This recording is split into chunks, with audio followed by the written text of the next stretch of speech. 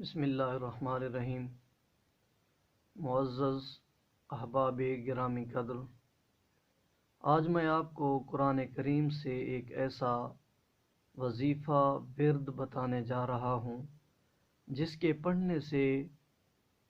اللہ تعالی رزق کی برکت کو مزید بڑھا دیتا ہے، حتیٰ کہ اگر رزق میں برکت نہیں ہے تو اللہ تعالیٰ اس آیت کریمہ کے ورد کرنے والے کو بہت زیادہ برکات عطا فرماتا ہے۔ جس طرح حضرت امام شافعی رحمۃ اللہ علیہ نے اپنے استاد حضرت وکیع سے جب شکایت کی تھی اور کہا تھا کہ شکوت الی وکیع سوء حفظی، کہ میں نے اپنے استاد حضرت وکیع سے جب اپنے حافظہ کے کمزور ہونے کی شکایت کی تو انہوں نے مجھے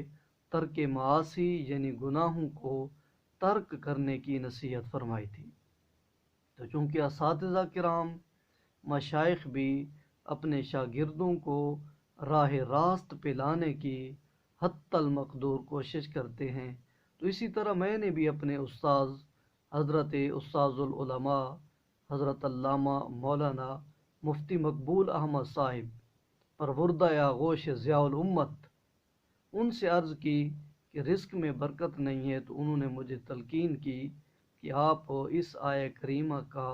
ورد کریں اور روزانہ کی بنیاد پر 84 مرتبہ 84 ٹائم جو ہے آپ اس آیہ کریمہ کا ورد کریں تو اللہ تعالیٰ رزق میں برکت عطا فرماتا ہے۔ اور وہ آیت کون سی ہے؟ تو وہ سورۃ الطلاق 28واں پارہ، اس کی آیت نمبر 2 اور 3، جس میں ارشاد باری تعالی ہے وَمَن يَتَّقِ اللَّهَ يَجْعَل لَّهُ مَخْرَجًا وَيَرْزُقْهُ مِنْ حَيْثُ لَا يَحْتَسِبُ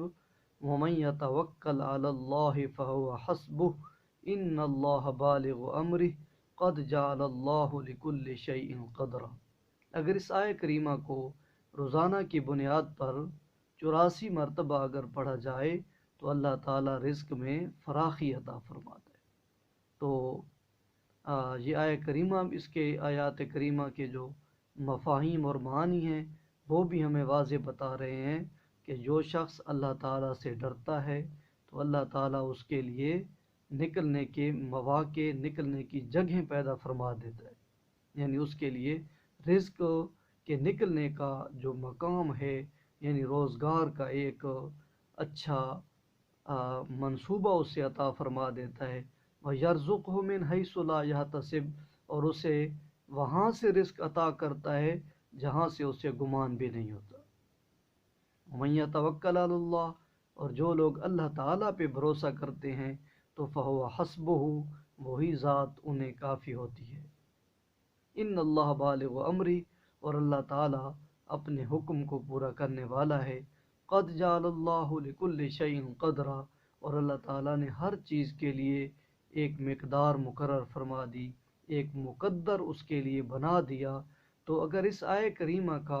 روزانہ کی بنیاد پر ہم ورد کریں تو یقیناً اللہ تبارک و تعالی ہمارے رزق میں بھی فراخی عطا فرمائے گا۔